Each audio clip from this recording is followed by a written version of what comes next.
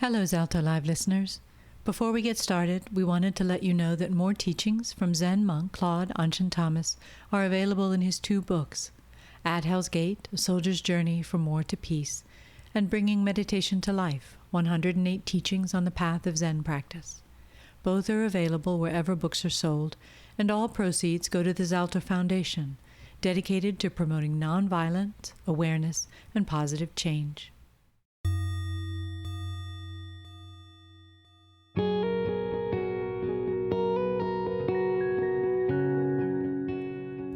Hello and welcome to Zalto Live, the podcast featuring Zen Buddhist monk Claude AnShin Thomas, who will share with you his life experiences that includes not only military combat, personal violence, and addiction, but also healing, transformation, and the ongoing joy of everyday life. Please enjoy listening.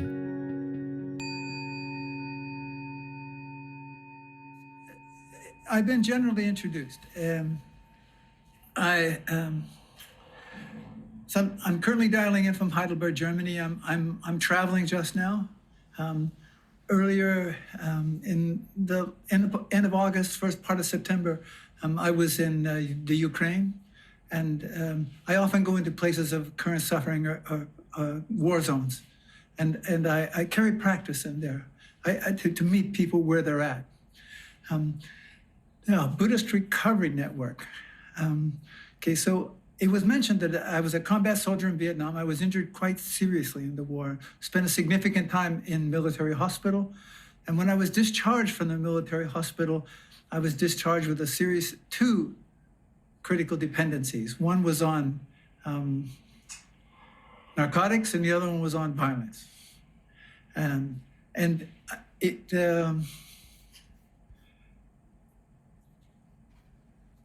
I was a hardcore IV drug user.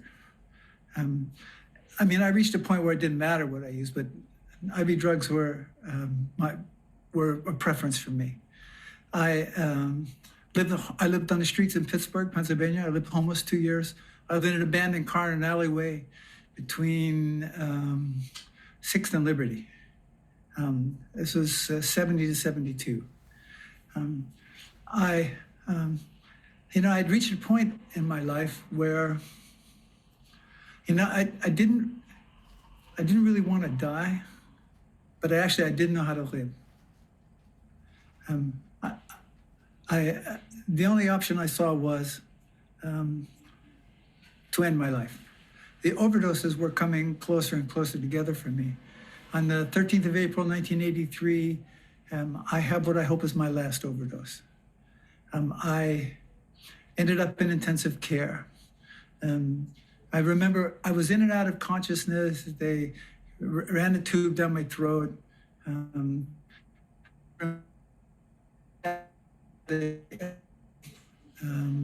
Before they purged my stomach, I remember the nurse asked me if I was going to do it again. I said yes, of course.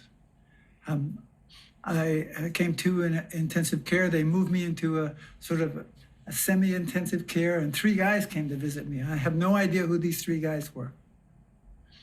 One of the men asked me if I was gonna do it again, and I said yes, absolutely. Anything's got to be better than this. And he looked at me and he said, "How do you know? Could be worse." And it was in that moment, it was just the right thing to say, because I thought, oh my. Worse than this? Now, I won't say that my life turned around immediately, but I would say 28th of May, 1983, I entered a drug and alcohol rehabilitation center in New Hampshire. I was living in Massachusetts at the time, and I stopped taking intoxicants. No alcohol, no drugs, no medications. And I've stayed stopped. So let's see, at this point in time, I have an app for this. At this point in time, I'm looking at 15,484 days consecutively. That's 42 plus years of constant recovery.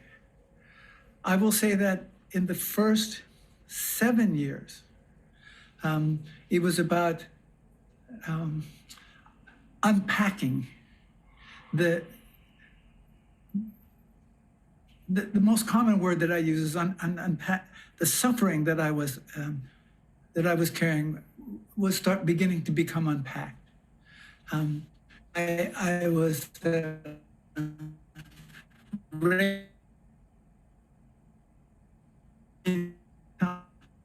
fellowships, actually 3 different fellowships. But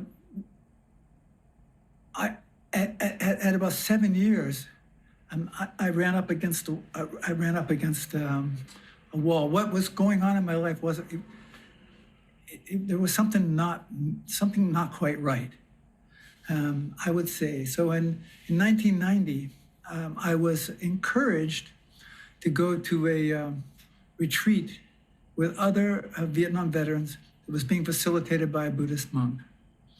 I was in social work with a therapist, and the therapist is the one who suggested that, social worker. And it was the only safe place I really felt safe was in this therapy with this social worker. And so I said, absolutely, I'd be glad to go. I lied to her. It was like the farthest thing from my mind. Go to a Buddhist retreat, get out of here. Buddhist retreat, come on, man. That's really, it's an act of religion for me. About a month later, someone showed up. It was a therapy group that I was in. It was co-educational. There were men and women there. And I was attempting to learn how to socialize. And in that moment, one of the people in the group handed me a catalog from a holistic retreat center not far from Concord, Massachusetts, in upstate New York. And that particular monk was going to be there doing this retreat. And I was all, oh, that's wonderful, that's great, I'd really love to go, but I don't have any money because I was unemployable. And see, I live as a mendicant. I've taken vows of mendicancy. I'm not permitted to work. I'm not gainfully employed. I don't have insurance. I don't have retirement. I don't own anything. And that works for me. I could easily say to them, look, at the time though, I was unemployable. I have issues with authority. I said I'd really love to go, but I don't have any money. They flipped the page and said, highlighted part says, we give scholarships. So I did go to this retreat. But I made it as difficult as I possibly could by just being truthful with the retreat organizers to accept me. Because my life was pretty rough. I spent 5 days. At the end of that 5th day, it was in that retreat that I started to speak the first time about Vietnam. I was still lying because I wasn't really being truthful. I wasn't really being open about the reality of my service. I was minimizing. So when I say I was lying, it means I was minimizing the truth of my experience. I remember I approached this monk afterwards. I wanted to atone. I wanted to make amends for all that I had been responsible for in Vietnam. But all I could say is I want to go back to Vietnam. And I was crying, snot was running out of my nose. And I remember his assistant looked at me and said, why don't you come to our monastery? Let us help you. We can help you. And I burst into tears because no one in my country had ever said that to me. No one. Now, 2 hours after, first thing I said was I'd love to come, but I don't have enough money. I mean, it wasn't entirely true. I didn't have any money, that was true. And people started sending me money. The assistant said, look, make a commitment to come and see what happens. I said, okay, I'll come. And then, now here's the reality of Buddhist practice for me. This is how the mind works. Now, when this topic was introduced, they were talking about Mara. And now, in the write-up that I received from the organization about Mara, they referred to Mara in a male gender. in the studies that I've done, Mara has always been referred to as the temptress. But what I've done is I have taken gender out of that topic. And I've taken identity out of that topic. And for me, what all Mara is a reflection of the karma which I have inherited. Now, karma, as you may be aware of, there are two kinds. There is the karma that I inherit and the karma that I create. So that karma I inherit is all of the emotional, psychological, and spiritual DNA that's passed to me through endless streams of previous generations, family generations. Then also, it's the karma that is passed to me through the collective conscious of which I'm a part. Those are the institutions of family, the institutions of education, politics, commerce, entertainment. This forms a collective conscious. It establishes a consensus modality that governs social structures, but yet it decides for us. I mean, in Buddhist practice, there is a notion of no self. No self doesn't mean I don't exist. It just means that that my views of the world, my perceptions of the world have all been shaped. There's nothing original in there. I've inherited the emotional, spiritual, and psychological DNA from all those family members. And I haven't even had a choice about that. I enlisted in the military at 17 years old, thinking that I wanted to go, thinking that I was doing it. In fact, it's not true. I mean, it is true in one level, right? Because when we look at things from the relative perspective, it is true. I signed the document. I had to have a co-signer because I couldn't sign a legal document. I wasn't old enough. I had to have a co-signer. My dad co-signed. But there was no I to make that choice. A choice that was made for me. It was made for me to the previous generations that came before me. It was made for me for the collective conscious that I was associated with, or that I was being influenced by. If we don't know we have a choice, we don't have a choice. And if we think we have a choice, we don't have a choice. Peace, compassion, suffering. The ideas of them are not the truth of them. I begin to experience the truth of these things when I'm willing to let go of my ideas of them. I accepted the invitation to come to this monastery. 2 hours after I accepted the invitation, then my mind started. You know, the only reason they want to invite me is when they get me there, they're going to put me on trial for war crimes, and then they're either going to put me to death or they're going to imprison me for the rest of my life. My mind is telling me that. And it appears absolutely correct and true. But see, now, this is where it's important to have a community of like-minded people, not ideologically glued together, but like-minded. And that community of like-minded people is supported by an authentic teacher, a teacher who is established in a long-standing tradition. A teacher is somebody who is not there is there just to hold the very essence and basics of the lineage that was passed on to them. A teacher is a position of responsibility, it's not a position of authority. And so the teacher for me at that point was the social worker. And so I kept calling the social worker. And the social worker said, yo, it's probably not like that. That's probably not gonna happen. But it was so real for me. I was terrified. But that's how Mara, my suffering. See, Mara is my suffering.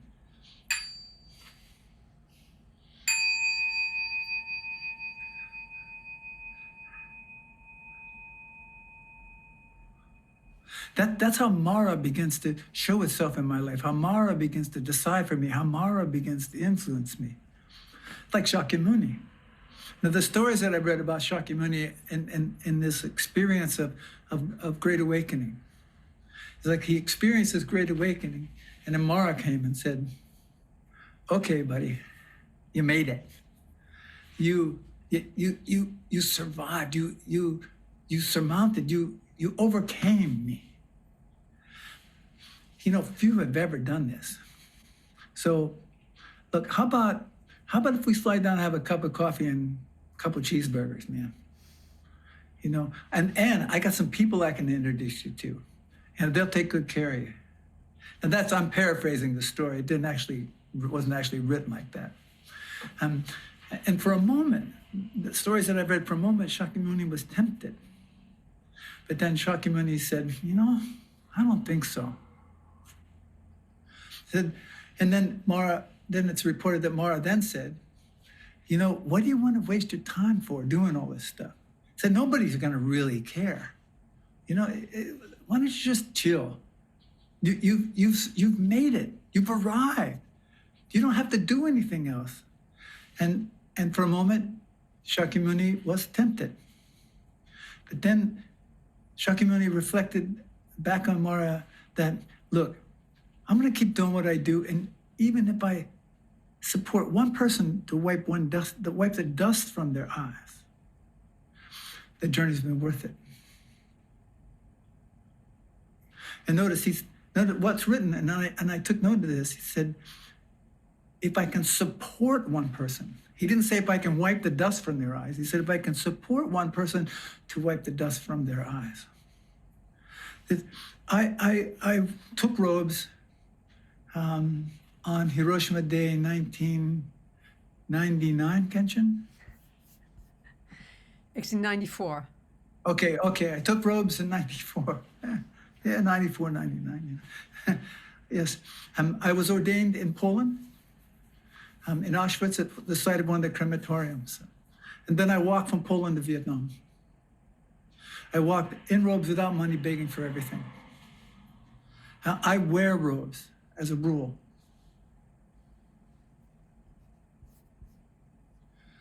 I don't wear robes as a costume. I don't put it on when it's convenient.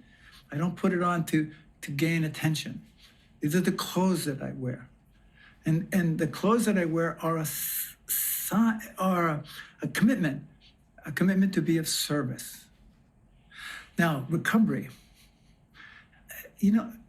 I heard early on from the person who supported me from the beginning, and that person still supports me in a lot of ways. The person who supported me from the beginning said, I don't care what you think believers say. I just care what you do. I care how you live your life. So how do you take the tools that you're learning, and how do you apply them in your daily life? It's easy to talk the talk. It's easy to run around and throw a bunch of Dharma speak out there. But how do we take the lessons from the Heart Sutra, from the Diamond Sutra, from the Lankavatara Sutra, from the Abhitamsaka Sutra, from the Platform Sutra? How do we take this information, incorporate it, and live it out loud? Live it in our daily lives. Not recite it, not quote it, but live it. Because the way it manifests itself in my life is not the way it manifests itself in the people who wrote it. And these sutras were written centuries ago. How do they apply to my life right now in the 21st century as a Zen Buddhist monastic ordained in the West? I studied Vinaya. It's the monastic rules and guidelines. And I studied with an elder ordained in the Sri Lankan tradition. And when he accepted me as a student, he said, the only way I will accept you as a student is if you understand that you're ordained in the West, you're ordained in a Zen tradition, and it's the 20th century. That's actually was the 20th century when I did it, so I know it's the 21st. I'm not confused. And so I just agreed. So I went through a process with him, because life is about process. It's a very matter of fact for me. If I don't want to get high, I don't pick up no matter what. If I don't have an unwavering commitment to not pick up, no matter what, I will get high again. It doesn't matter what I wrap myself up in. I must have that commitment. And the only solution to the issue of addiction is a spiritual solution. And now, okay, are you ready for this? I'm telling you, here it comes. If a thing is not practical, it's not spiritual.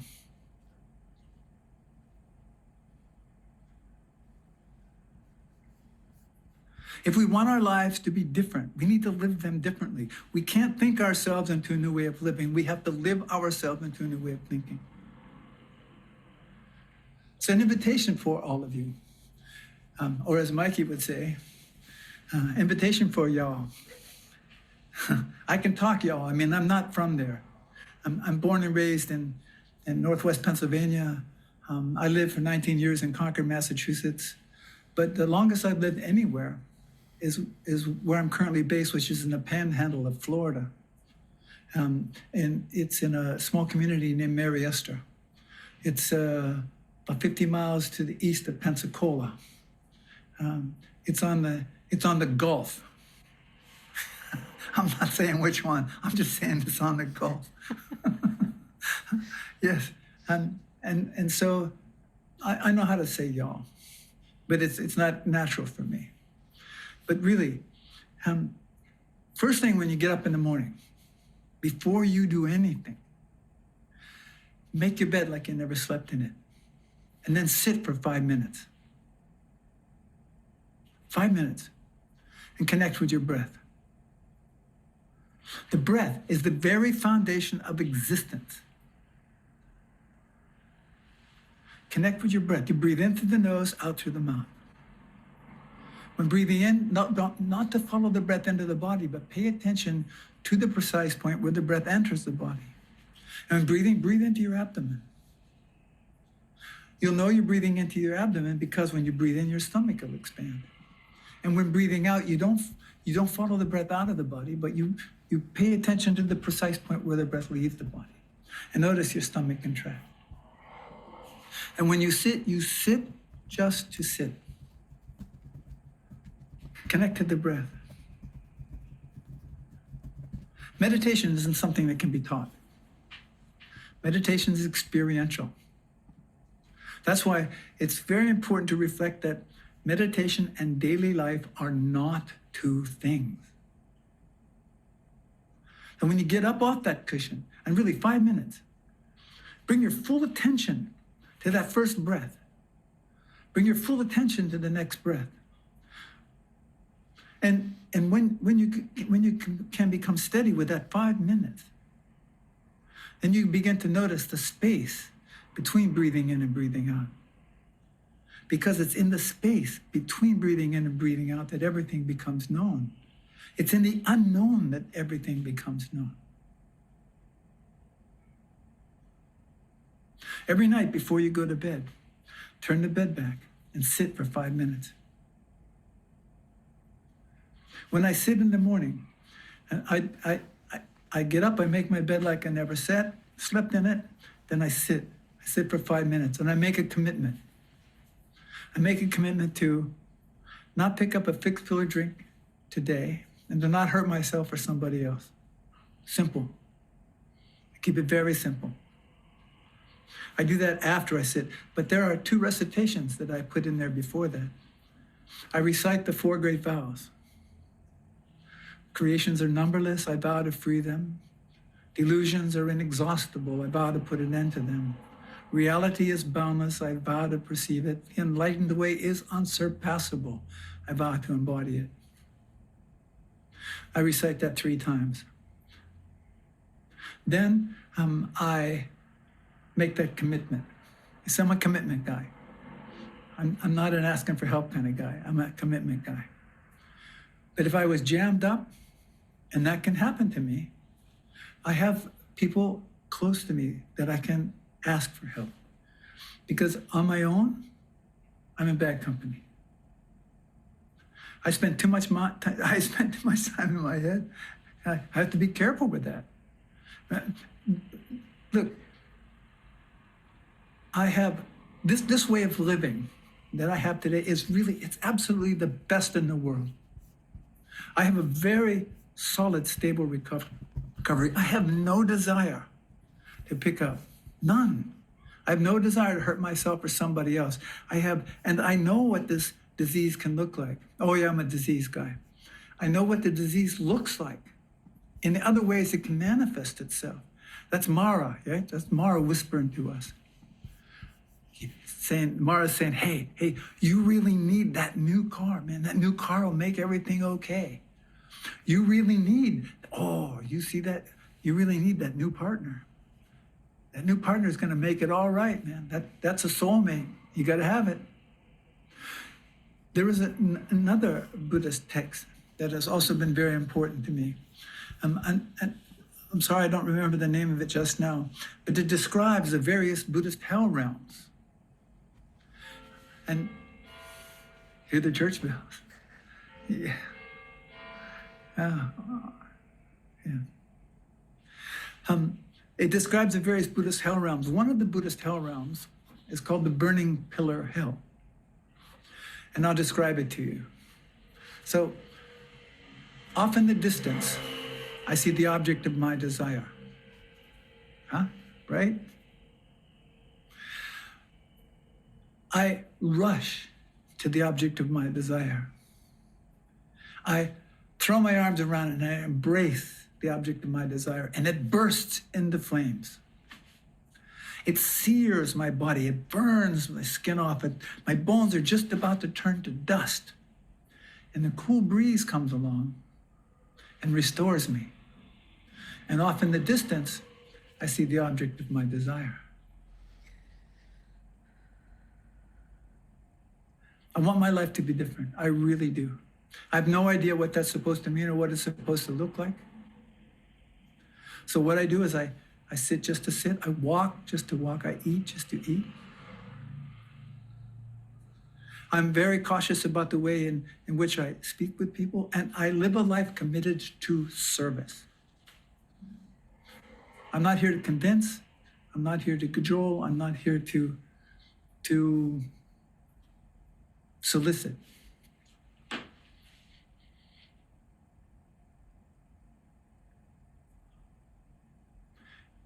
It's a privilege for me to have the opportunity to live like this. 43 years ago, well, I don't know. We might have met someplace. But it wouldn't have been nice. People give me alarm codes today. They give me the keys to their house. I'm telling you, right? And look, I can walk into somebody's house today and I don't have to go immediately to the bathroom and check out the medicine cabinet. I don't have to do that today. And that's why, because of this unwavering commitment, no matter what. I belong to the no matter what club.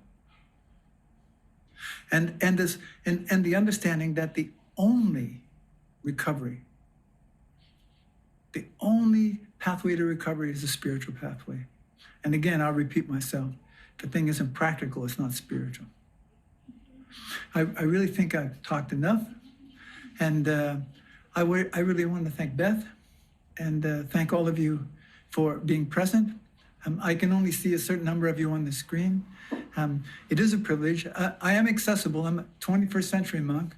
I have I'm on the internet, you can find me. I'm not a social media guy. I don't, no Facebook, no Instagram, nothing of that. But the Zalto Foundation was mentioned, and they have all of that stuff. If you have questions or would like to excuse me. Sorry, I'll take that back. If you have questions and would like to connect, you can write to me. Yeah, right? Sometimes. If you'd like to connect, please feel free to write. anshin@zalto.org or info@zalto.org. You can find an address on the internet. I will be glad to respond, but please, shorter the email, quicker the response. Because I do travel a lot, I'm quite busy. But I'm never too busy. So I don't know where Beth went to. Oh, there you are. So I'm going to do just a short recitation to bring this to a close for myself. I'm going to do the life-death chant. It's the evening gatha. I can do it. Just bell, gatsu, bell, gatsu, bell.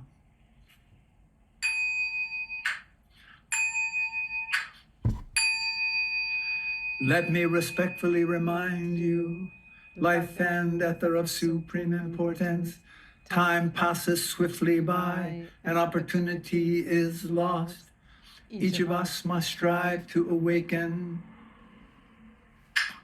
Awaken. Take heed. Do not squander this life.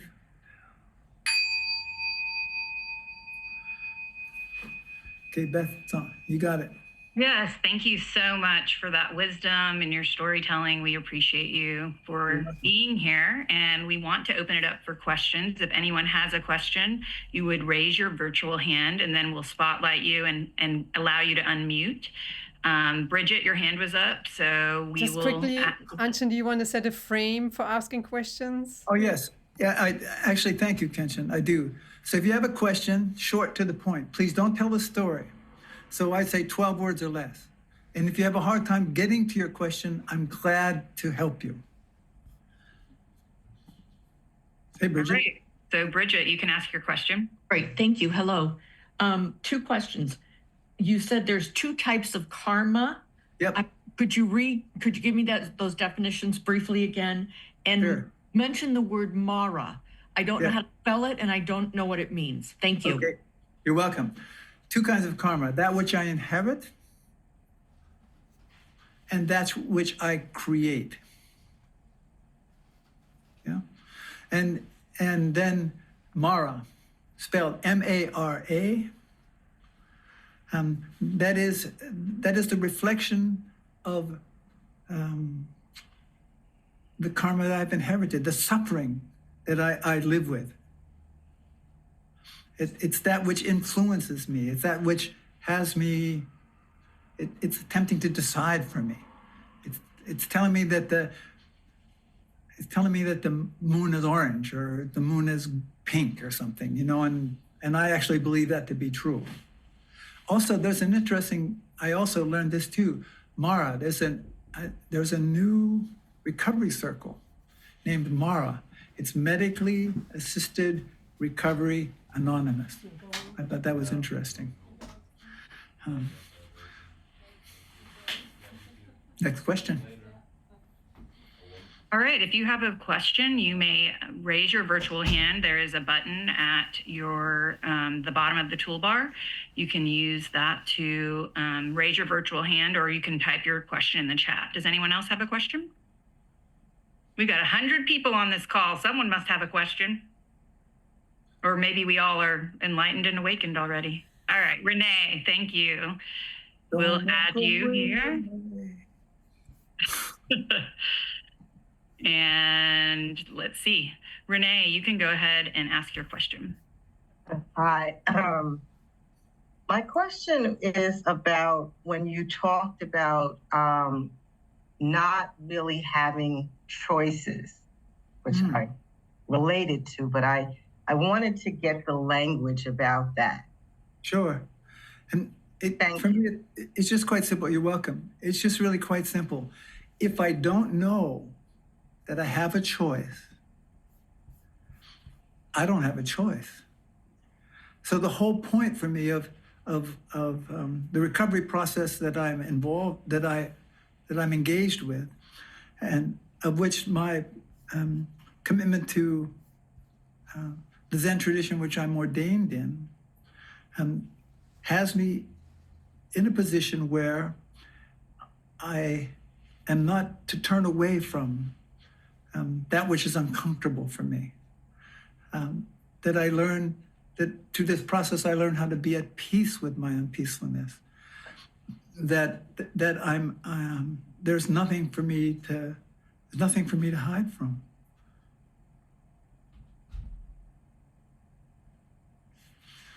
Kelly, oh, you're welcome. Yeah, you're welcome.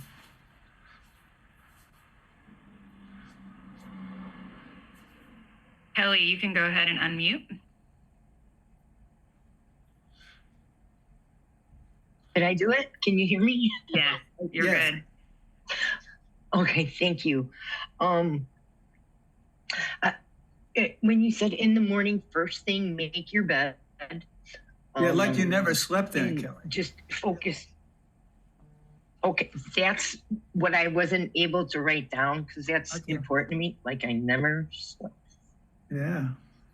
And thank you, and thank you everybody for your gift of time. No, you will never get this back. So this gift is beautiful and appreciate it. So thank you.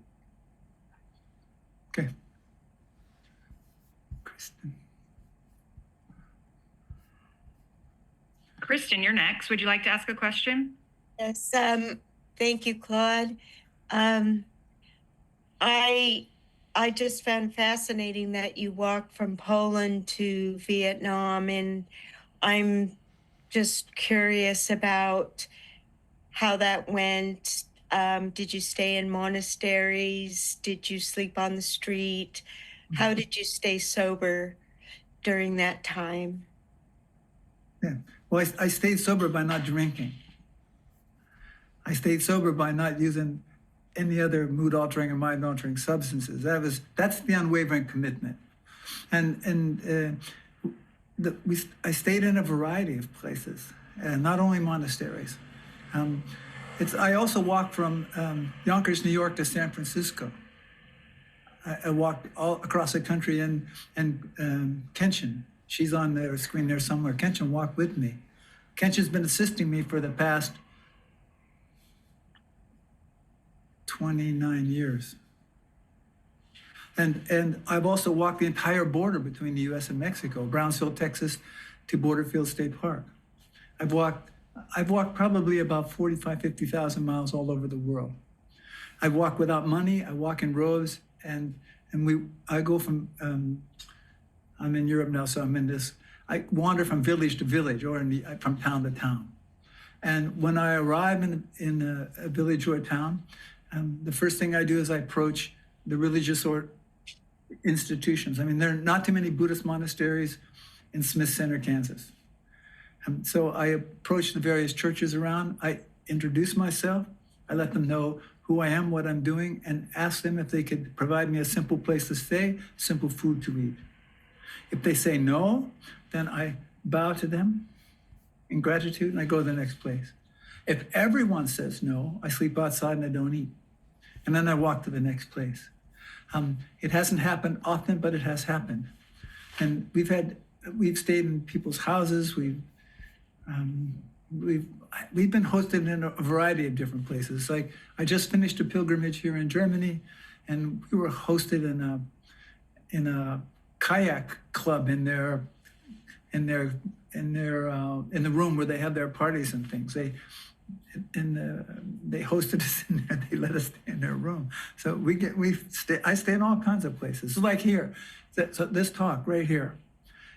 So I just finished a retreat, and this is a building sort of adjacent to the meditation hall, and it's in the basement of the building, and they use this particular space to teach flamenco dancing. So this is what's available. So this is where I'm at. No. Well, you're welcome. Yes. Max. Oh yeah, Max. Hey, Max, you have a question. Hey, Max. Good to see you. Yeah, it's good to see you as well. It's an honor to be here. I think I may have to take you up on your offer in finding my question because I don't really know how to phrase it. But I suppose I want to know what to do with this rise of authoritarianism in the United States currently. What I would say, Max, is rather than start sliding down, wake up. What I make an effort to do is wake up to the authoritarian in me. If I think there's not an authoritarian in me, I'm deceived. There's very little I can do there's very little I can do to bring an end to this immediately. But I imagine myself a drop of water. the drop of water on the stone. I engage with all sorts of people. I don't care what they believe. I don't care what their politics are. I just don't care. It's just irrelevant. What I want to do is find out, where do we connect, not where we're different. And there's a couple of men who I would meet regularly. They did some mechanics work on one of the vehicles for the center in Florida, and the radio that they listened to was like, it made like some of these right-wing podcasters, they made them look middle of the road. This is the kind of radio they listened to. And I just to see where they were connected, see where I'm connected with them. When I would greet them, I give them a hug, and they weren't quite sure about that, but they sort of adapted. And I walked in there in one time, and they were talking about them overeducated tree huggers and I said, I have a PhD in divinity, and I like to hug trees. And they go, yeah, but you're different, man. You don't mind getting your hands dirty. And I said, it's like, how do we connect? It's like, I'm not trying to preach what they're wrong. But I tell you, if I'm on the street and I see, and I were to see masked men trying to hustle someone on, I'm likely to step in between. I'm likely to do something like that. But I let practice guide me. I don't have any enemies today. The biggest enemy I have is my own suffering.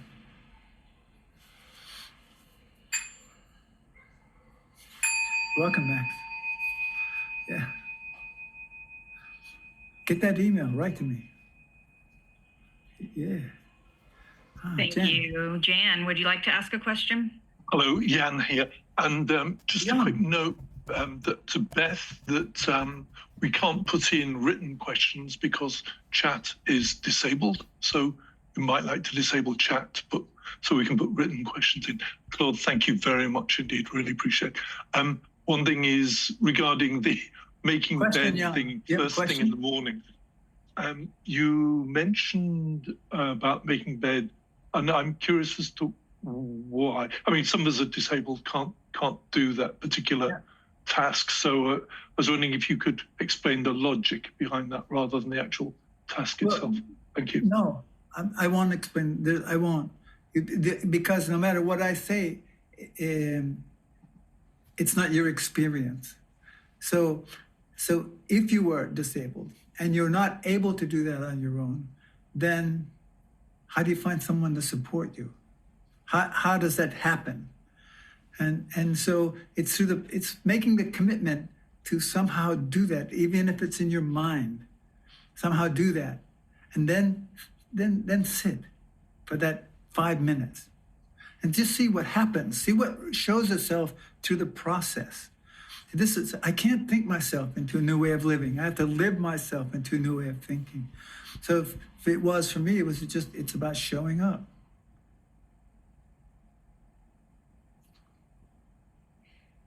Thank you. Anyone else have some questions? We still have plenty of time. The chat is open now, so I apologize for that not being open before.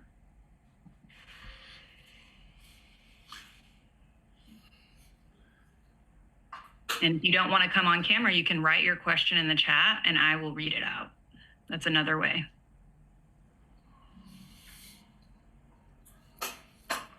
I'm just imagining you sleeping in a kayak or doing some flamenco dancing after we get off this meeting.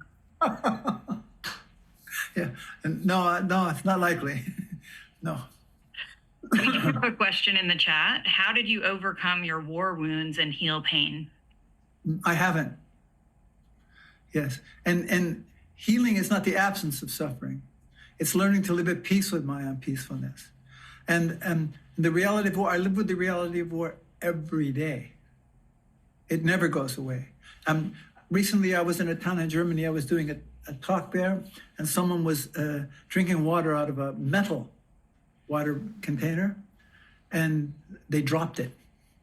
And when that thing hit the ground, I could feel the bullet hit me. They were very embarrassed about that. But I just said, look, this is what war looks like. And it's this whole notion that it's the whole notion that I don't want to feel like I feel. What keeps us trapped in these repeating cycles of suffering. That's Mara. Mara is telling us, hey, you don't have to feel like this. You just do some of this, take some of this, eat some of this, drink some of this, buy some of this. You don't have to feel that way.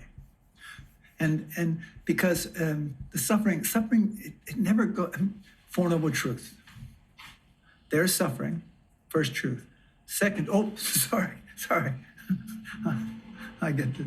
The first Noble Truth, there's suffering. The second Noble Truth are the causes of suffering. Selfish desire and craving backed by ignorance. The third Noble Truth, where there's a cause suffering. The fourth Noble Truth, there's a cure, and it points to the cure. And that people want to know that, then they have to do some study. But the cure isn't the elimination of suffering, but learning to live in right relationship with the totality of my existence and experiences. Thank you. Welcome. In the chat, do you still attend AA meetings? I never said I did from the beginning. So somebody jumped to a conclusion. But, and from what I understand, isn't this true? AA, what does AA stand for? It stands for something anonymous? Alcoholics Anonymous. Anonymous, yeah. Can you tell us a little bit more about being in the monastery? About being in a monastery? Yes, I've studied in 2 primary monasteries. The first monastery I lived and studied in was in France. I lived there for 3 years. I went there just for 30 days and ended up staying for 3 years. And then after I left there, I came back to the States, and I was invited to a summer program at Naropa University in Colorado. It is at the time it wasn't Naropa University. They said they had a summer program, and there I met the person who I'm currently ordained by. Both people that I had studied with in the 2 various monasteries, they have died. They both died. Yes.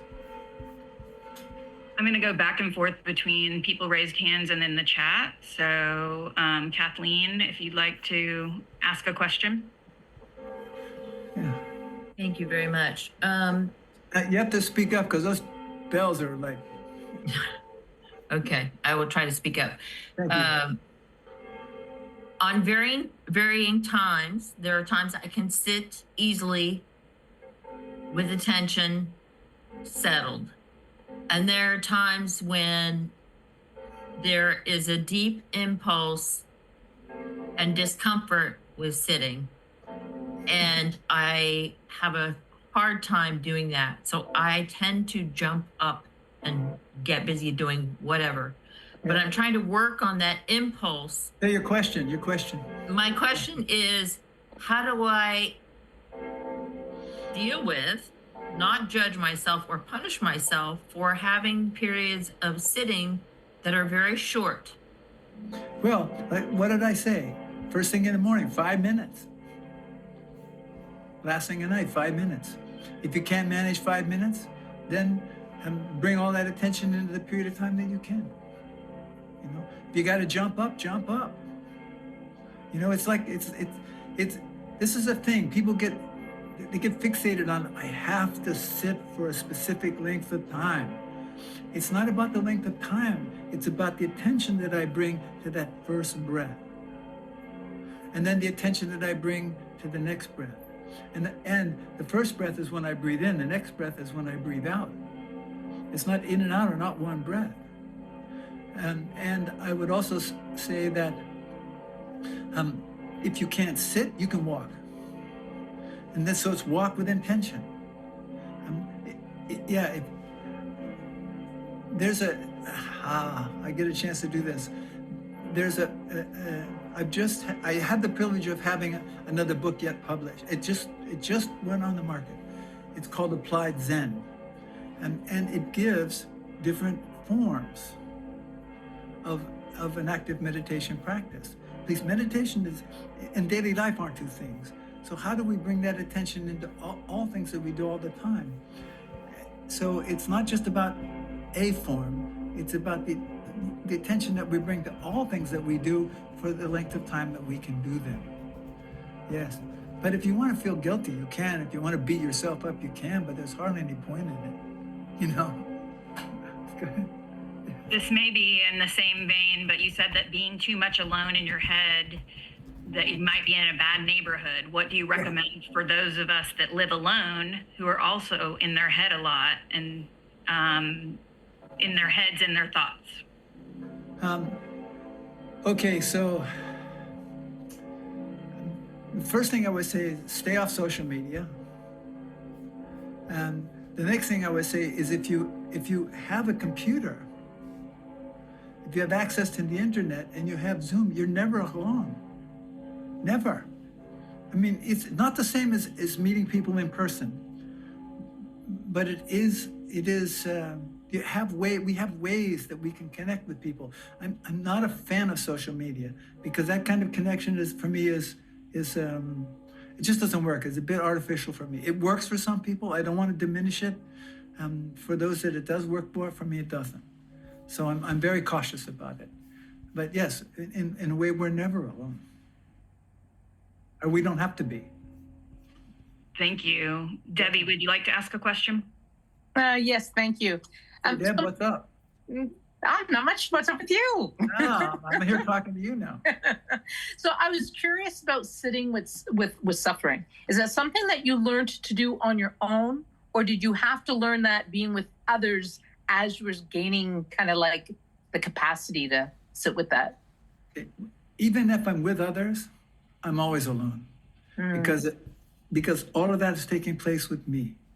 Now, the first monastery I lived and studied at was a Vietnamese monastery. So everywhere I was surrounded by memories of the war, everywhere. I would say that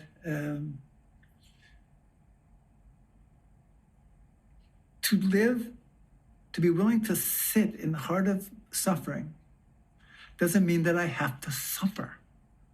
It's the more I allow myself to be present and in the midst of that which is uncomfortable, the less it owns me. The more emotional, psychological, spiritual muscles I develop. But I also don't do that on my own. Support is important. That's why a community of like-minded people is important. That's why a teacher is important. A teacher who's rooted in an established tradition, not someone who's read a couple books and hung out a shingle. And I will also say that Buddhist practice is not for profit or gain. It's very clearly stated. Yeah, it's just like the support and the recovery process is not for sale. And if you go on the internet and you look up the Zolto Foundation, you'll find a way to be in contact with me. In any way I can support you, I'm there for you. You're welcome. All right. We had a question in the chat. Do you believe, or what is your thought about addiction being curable? Yeah, no, I guess that answers the question. Yeah. It depends on your definition of curable. I would, one thing I know unequivocally, and I've got 42 plus years of experience at witnessing this, is that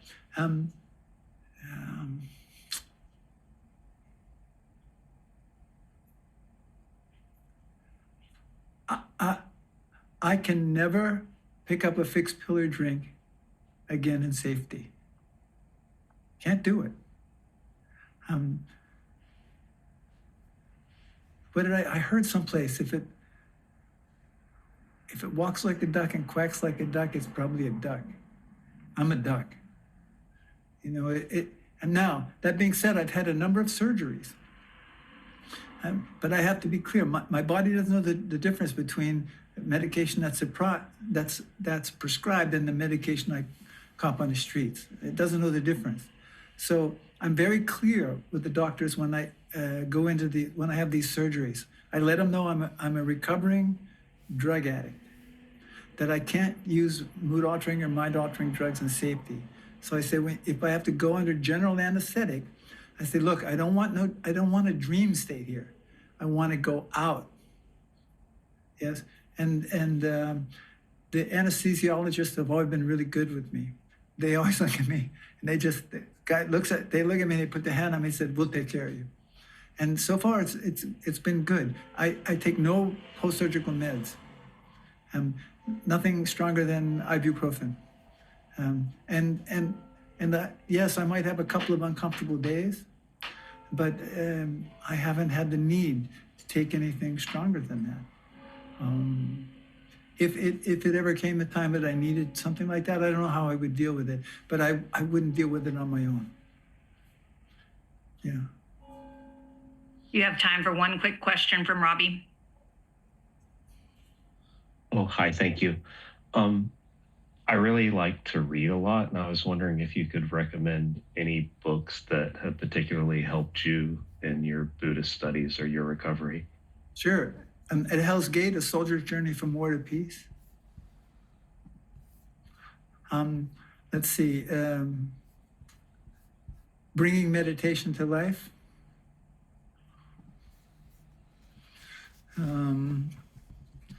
I think, what's Kevin? One Breath at a Time. Yeah, One Breath at a Time. But if you were to get at Hell's Gate, A Soldier's Journey from War to Peace, in the back of that book, there's a number of recommendations of other books that could be of interest to you. Yeah, Bobby, where are you dialing in from? Oh, he's gone. Okay.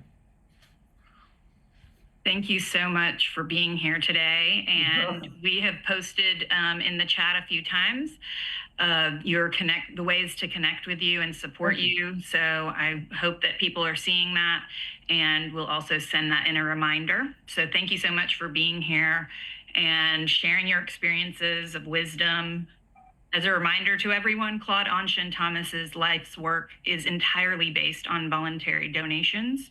We've shared these links several times, but please support Claude AnShin Thomas so that he may continue his work as a peacemaker throughout the world. Deep bows and gratitude to you. Respect to you, sir. Thank you so much. You're very welcome. And something that I do, so we, at the Magnolia Zen Center, we sit online every Thursday and Saturday. Thursday, 6 p.m. Central Time in the U.S., Saturdays, 8 a.m. in Central Time in the U.S., and I'm always there. When I'm in Europe, it's on Thursdays, I'm online at 1 a.m. It's something that I do at the end of every sitting and every session of sitting and recitations, is I offer up an internet embrace. So I'm going to offer up an internet embrace. So if you don't want to hug somebody, you're not obligated to. Yes, but I just want to reach out, give everybody a great big hug, man, big hug. Yeah, yeah, and a deep bow to all of you, and Beth, and all the people in the organization. Really, thanks for giving me this opportunity. I really appreciate it, and all the people who attended. I really value having the opportunity to meet you in the ways in which we have just met, and I'm accessible. So be safe, take care.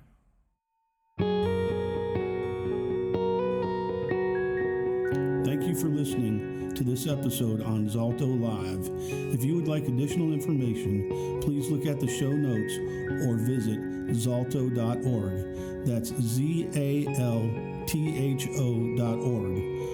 Our work is made possible solely through donations, so please consider making a tax-deductible gift on our website. We wish you well and thank you.